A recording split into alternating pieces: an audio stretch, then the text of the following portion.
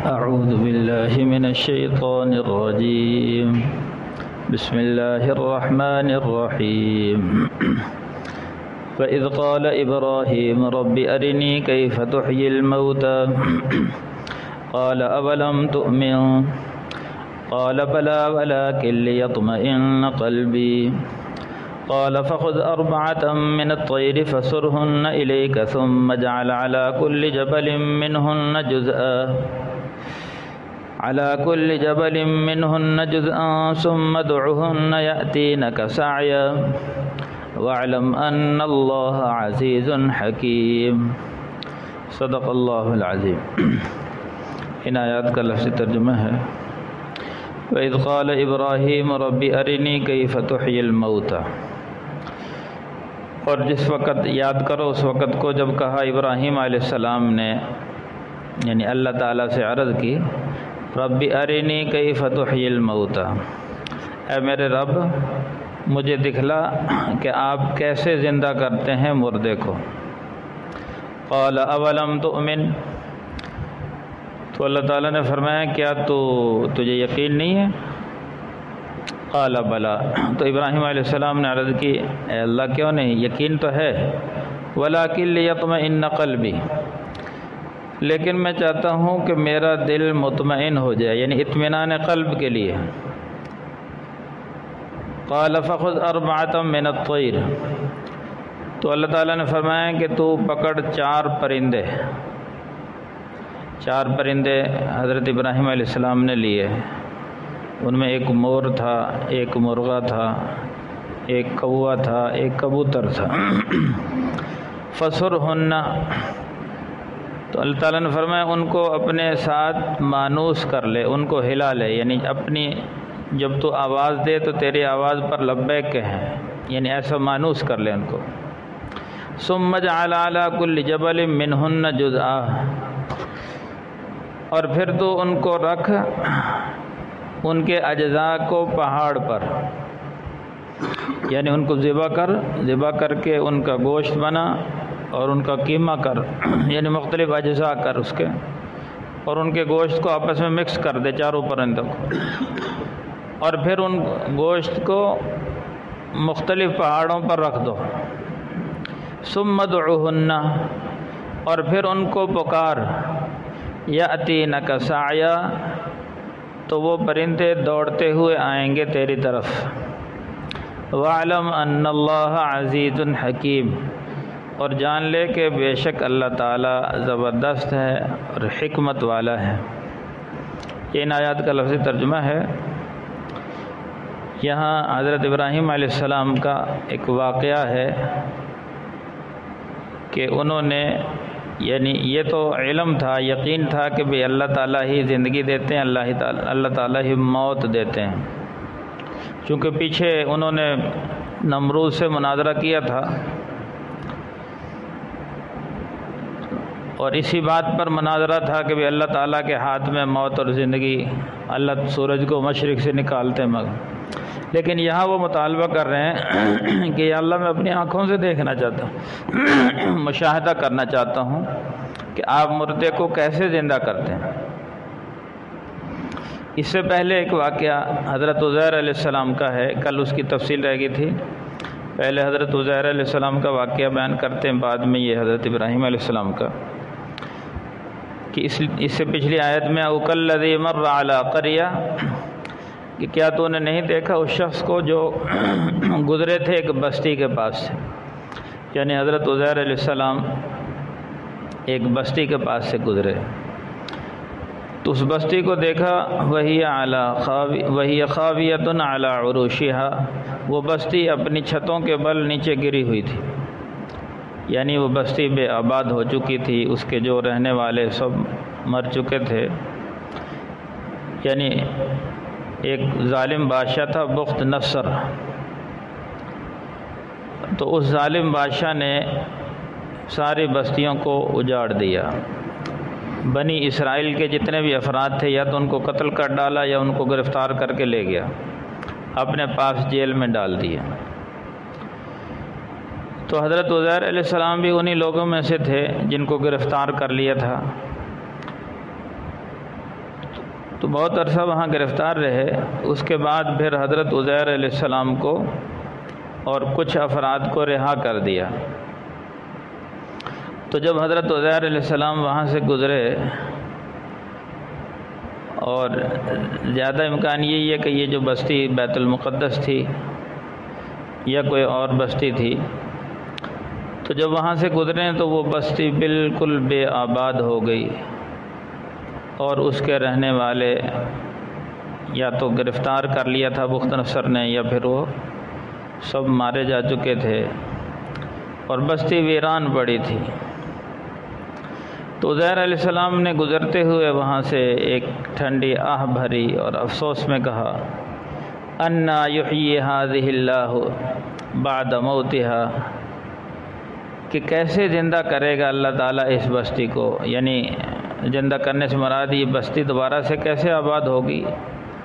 بے آباد ہو جانے کے بعد اس کے رہنے والے سب فنا ہو گئے، اب یہ کیسے آباد ہو سکتی ہے؟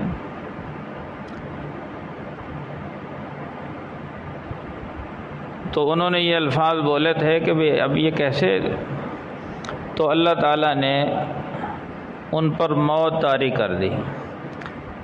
تو وہ ایک گدھے پر سوار ہو کر جا رہے تھے، اپنا کھانا بھی ایک توشے دان میں رکھا ہوا تھا، اور ایک مشکیزے میں پانی بھی تھا، اور گدھے پر سوار تھے۔ تو اچانک اللہ تعالیٰ نے ان پر موت طاری کر دی۔ فَأَمَاتَهُ اللَّهُ مِئَةَ عَامٍ، 100 سال کے لیے اللہ نے ان پر موت طاری کر دی۔ ان کا گدھا بھی مر گیا اور وہ خود بھی وفات پا گئے۔ ثم بعث، پھر اللہ تعالیٰ نے 100 سال کے بعد ان کو دوبارہ سے زندہ کیا۔ اب 100 سال وہاں ویرانے میں رہے، لیکن اللہ کی حفاظت میں رہے۔ کیوں؟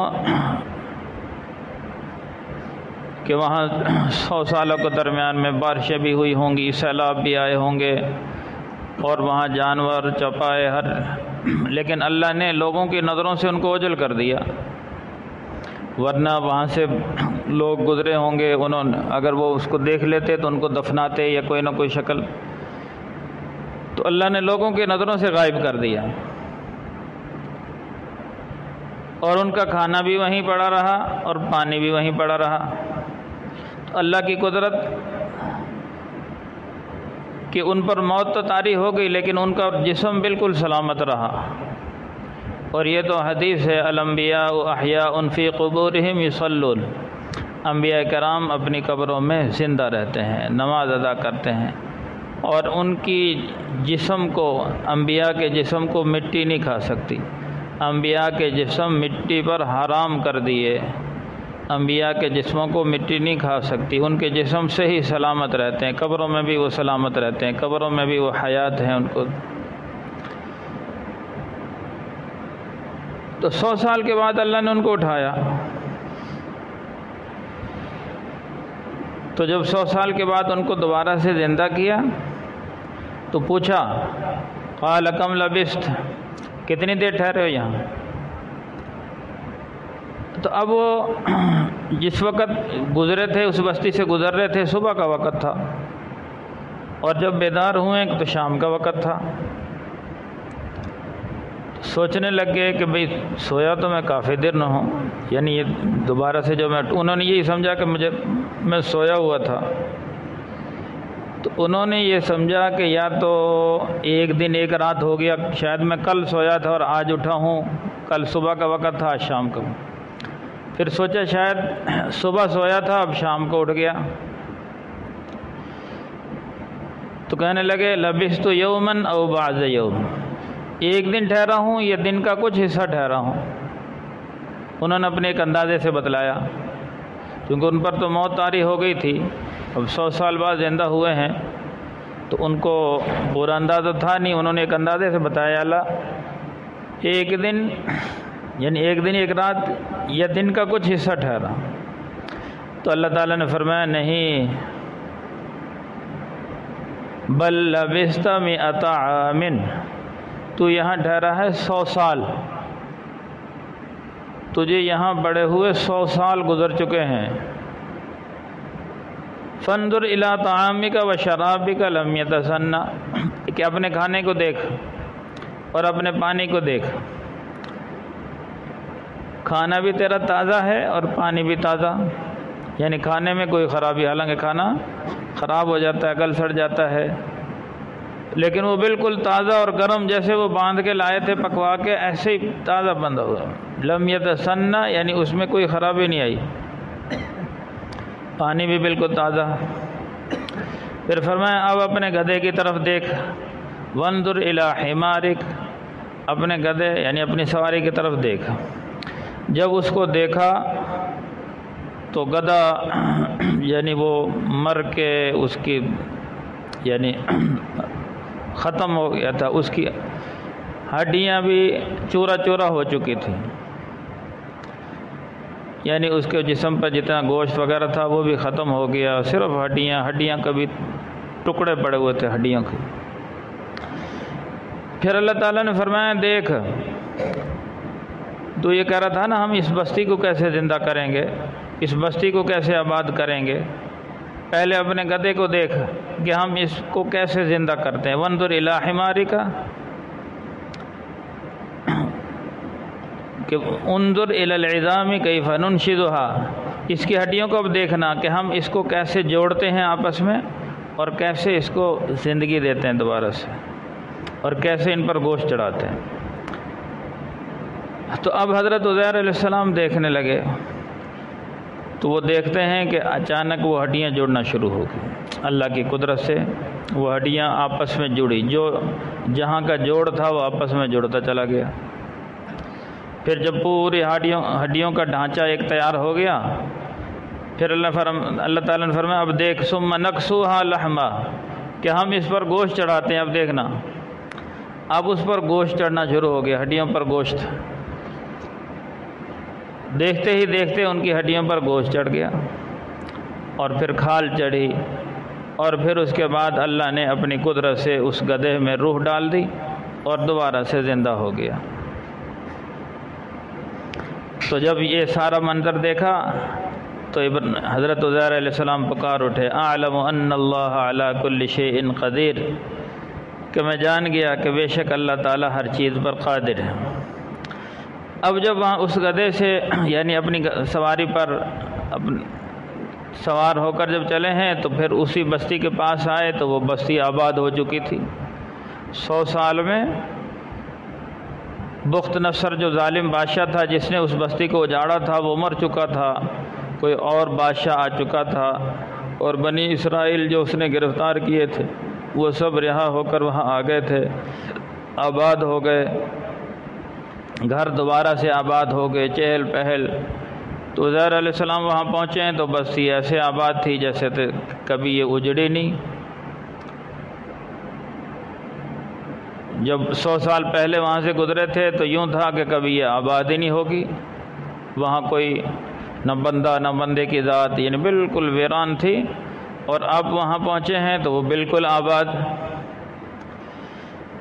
ابھی جو اپنے گھر اپنے عزیز و اقارب میں پہنچے تو انہوں نے پہچاننے سے انکار کر دیا، کیونکہ 100 سال ان پر تو 100 سال رکے رہے، یہ جیسے جوان تھے جوان کے جوان رہے، ان کی داڑھی کالی تھی، ان پر اللہ نے وقت کو روک دیا تھا،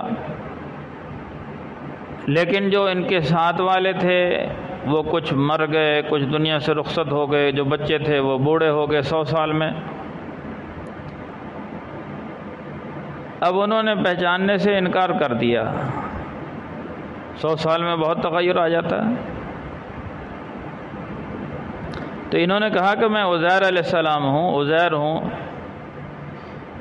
تو وہ کہنے لگے ہاں ہم نے نام تو سنا ہوا تھا عزیر، لیکن ہم تجھے پہچاننے سے قاصر ہیں، تجھے نہیں پہچان سکتے۔ تو عزیر علیہ السلام کے بارے میں مشہور تھا کہ عزیر علیہ السلام نے تورات کو حفظ یاد کیا ہوا تھا۔ یہ بنی اسرائیل میں صرف ایک شخص گزرا ہے جس نے تورات کو حفظ کیا ہو، ورنہ کسی نے حفظ نہیں کیا تھا۔ یہ قرآن پاک کا معجزہ ہے کہ ہمارے اس قرآن پاک کو چھوٹے چھوٹے بچے حفظ کر لیتے ہیں، ورنہ پہلی کتابوں کا حافظ کوئی نہیں، صرف عزیر علیہ السلام حافظ ہیں، تورات کے حافظ تھے۔ تو اتنی بات مشہور تھی کہ عزیر علیہ السلام کوئی شخص گزرے ہیں اور انہوں نے تورات کو حفظ کیا ہوا تھا، تو وہ کہنے لگے کہ بھئی عزیر علیہ السلام کے بارے میں ہم نے سنا تو ہے کہ وہ قرآن کے حافظ یعنی تورات کے حافظ تھے، اگر آپ تورات کو پڑھ کر سنا دیں تو ہم سمجھ لیں گے آپ بھی عزیر علیہ السلام ہیں۔ چنانچہ حضرت عزیر علیہ السلام نے پورا تورات شروع سے لے کے آخر تک لفظ بہ لفظ سنا دیا، تو پھر ان کو یقین ہو گیا کہ آپ بھی حضرت عزیر علیہ السلام ہیں، اور غالباً بعد میں ان کو نبوت ملی، اور پھر انہوں نے ان کی اصلاح کے لیے دعوت کا عمل کیا، ان لوگوں کو اللہ کی طرف بلایا۔ اب چونکہ عزیر علیہ السلام نے یہ تورات پورا سنا دیا تھا تو لوگوں کو بہت عقیدت ہو گئی کہ بھئی اللہ کے خاص بندے ہیں، تو بعد والوں نے ان کو معاذ اللہ اللہ کا بیٹا قرار دے دیا۔ بنی اسرائیل نے، جو یہود تھے، یہود کی سارے یہودی تو نہیں، یہودیوں کی ایک طبقہ ایسا تھا وہ معاذ اللہ کہنے لگے یہ اللہ کے بیٹے ہیں، جیسے حضرت عیسیٰ علیہ السلام کو عیسائی کہتے ہیں وہ اللہ کے بیٹے ہیں، ایسے ہی عزیر علیہ السلام کو تو قرآن میں ہے وقالت الیہود عزیر ابن اللہ وقالت النصارى مسیح ابن اللہ۔ یہود کہنے لگے عزیر علیہ السلام اللہ کے بیٹے ہیں معاذ اللہ، اور عیسائی کہنے لگے عیسیٰ علیہ السلام اللہ کے بیٹے ہیں۔ تو ان کو اس بنا پر، عیسیٰ علیہ السلام کو تو اس بنا پر اللہ کا بیٹا قرار دیا کہ وہ اللہ نے ان کو بغیر باپ کے پیدا کیا تھا اپنی قدرت سے، اور ان کو اس لیے معاذ اللہ یہودیوں نے اللہ کا بیٹا قرار دیا کہ بھئی یہ انہوں نے تورات پورا حفظ کر لیا، اور کسی کو تورات یاد نہیں ہوتی تھی پوری، تو ان کو زبانی یاد تھی، کہنے لگے یہ کوئی خاص بندہ ہے، تو معاذ اللہ وہ کہنے لگے یہ تو اللہ کا بیٹا ہی ہے۔ حالانکہ یہ دونوں کے عقیدے غلط ہیں کہ اللہ کی کوئی اولاد نہیں، لم یلد ولم یولد، نہ اللہ نے کسی کو جنا نہ اللہ کو جنا گیا، لیس کمثلہ شیء، اللہ کی نہ کوئی مثل ہے نہ مثال ہے، وہ خالق ہے، باقی ہر چیز مخلوق ہے۔ تو ایک واقعہ تو یہ حضرت عزیر علیہ السلام کا اللہ کی قدرت کی نشانی ہے، اللہ نے 100 سال تک ان کو موت دی اور پھر زندہ کیا، اور پھر ان کے گدھے کو دوبارہ سے زندہ کیا اور ان کے کھانے کو تازہ رکھا، اس میں بہت ساری قدرت کی نشانیاں ہیں۔ یہی اللہ نے فرمایا وَلِنَجْعَلَكَ آیَةً لِلنَّاسِ، کہ ہم تجھے بنائیں گے لوگوں کے لیے ایک نشانی۔ ایسے ہی اللہ تعالیٰ نے عیسیٰ علیہ السلام کے بارے میں فرمایا تھا کہ ہم تجھے نشانی بنائیں گے، ایسے ہی عزیر علیہ السلام۔ تو یہ دونوں اللہ کی قدرت کی نشانیاں ہیں۔ اور دوسرے جو آج آیات تلاوت کی گئی ہیں ان میں حضرت ابراہیم علیہ السلام نے اللہ پاک سے عرض کی اللہ کہ آپ مردے کو کیسے زندہ کرتے ہیں؟ تو اللہ تعالیٰ نے فرمایا تجھے یقین نہیں ہے میں کیسے؟ ان کا یقین تو ہے لیکن میں مشاہدہ چاہتا ہوں، میرے سامنے ذرا معاملہ ہو۔ تو اللہ نے فرمایا ایسا کر 4 پرندے لے، ایک تو مور لے، ایک مرغا لے، ایک کوا لے اور ایک کبوتر، ان چاروں کو اپنے سے مانوس کر لے، یعنی اتنا مانوس کر لے جب تو ان کو بلائے تو فوراً تیری بات پر، جیسے پرندے ہیں نا، جب بندہ پرندوں کو پالتا ہے تو پرندوں کی مختلف آوازیں دیتا ہے تو وہ پرندے دوڑے ہوئے آتے ہیں اپنے مالک کی طرف، تو ایسے تو بھی ان کو مانوس کر لے کہ وہ تیری بات پر دوڑے ہوئے آئیں۔ چنانچہ ابراہیم علیہ السلام نے 4 پرندے لیے، ان کو پالا، ان کی پرورش کی، اپنے سے مانوس کر لیا۔ پھر فرمایا کہ اب ان کی گردنوں کو، یعنی ان سب کو ذبح کر، ان کی گردنوں کو اپنے پاس رکھ لے اور ان کے گوشت کو، ان کو ذبح کر کے ان کے گوشت کے ٹکڑے کر کے اور گوشت کو مکس کر لے، یعنی ان کے ٹکڑے ٹکڑے کر کے مکس کر لے، اور پھر ان کو پہاڑوں پر رکھ دے، 4 پہاڑوں پر، اور پھر ان کو بلا۔ چنانچہ ابراہیم علیہ السلام نے ایسے کیا، ان 4 کو ذبح کیا، ان کے سر اپنے پاس رکھ لیے اور ان کے ٹکڑے ٹکڑے کر کے مختلف پہاڑوں پر رکھ دیا۔ اب انہوں نے ایک پرندے کو بلایا مثال کے طور پر مور کو کہا اے مور، یعنی اس کے لیے جو آواز نکالنی تھی، جب مور کو بلایا کرتے تھے تو مور بھاگا ہوا آتا تھا، تو اسی طرح کی آواز نکالی تو مور دوڑا ہوا آیا، اڑتا ہوا، فوراً اللہ نے اس کو زندہ کر دیا اور اس کو پر لگا دیا، وہ اڑتا ہوا آیا، اور انہوں نے مور کا سر آگے کیا تو فوراً سر اس میں جڑ گیا اور اس وقت زندہ ہو گیا۔ پھر ایسے مرغے کو بلایا تو مرغا اڑتا ہوا آیا اور اپنے سر کے ساتھ جڑ گیا۔ تو اس طرح چاروں پرندوں کو بلایا تو چاروں پرندے آپس میں یعنی ان اپنے سروں کے ساتھ جڑ کر دوبارہ سے زندہ ہو گئے۔ تو پھر فرمایا جان لے کہ بے شک اللہ تعالیٰ زبردست ہیں، حکمت والے ہیں۔ تو یہ دونوں واقعات اللہ کی قدرت کی نشانیاں ہیں۔ اللہ جب چاہے کسی پر موت طاری کر دے، جب چاہے اللہ تعالیٰ زندہ کر دے، تو زندگی اور موت اللہ کے ہاتھ میں ہے۔ اللہ تعالیٰ عمل کی توفیق۔ الحمدللہ رب العالمین والعاقبۃ للمتقین والصلاة والسلام علی سید الانبیاء والمرسلین۔ ربنا ظلمنا انفسنا وان لم تغفر لنا وترحمنا لنكونن من الخاسرین۔ اللهم اهدنا واهد بنا واجعلنا سببا لمن اهتدى۔ صلی اللہ تعالی علی خیر خلقہ محمد وآلہ واصحابہ اجمعین برحمتک یا ارحم الراحمین۔